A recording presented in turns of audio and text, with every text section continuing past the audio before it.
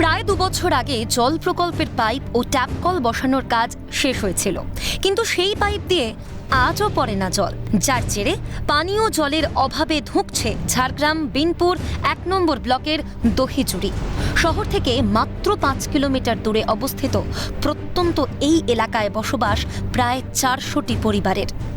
বর্তমানে গ্রামবাসীরা বাড়িতে নলকূপ ও স্থানীয় ক্লাবের পাম্প থেকে জল এনে পানীয় জলের সমস্যা মেটাচ্ছেন।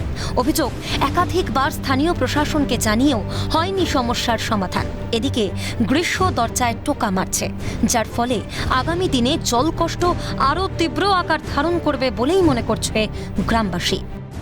খারাপ বলতে এই সামনাসামনি কল টল কিছু নেই। আর যদিও পিএইচই লাইন করেছে, এই পাশে জল নেই। প্রথম কিছুদিন বেশ দিয়েছিল, তারপরে কি কারণে বন্ধ হয়েছে আমরা জানি না। কত বছর ধরে বন্ধ এরকম?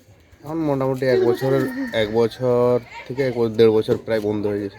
আমাদের এখানকার পাড়ার সবাই যে বলেও ছিল, তারপরে বলেছিল যে জল দেওয়া হবে, আর কোনো শুরু হয়নি।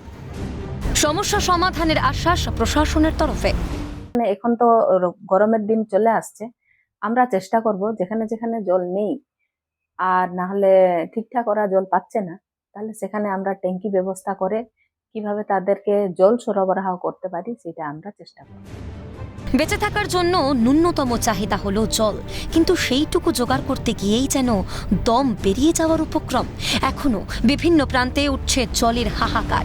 এসব থেকে আর কবে মুক্তি পাবে সাধারণ মানুষ? প্রশ্ন ওয়াকিবহাল মহলের।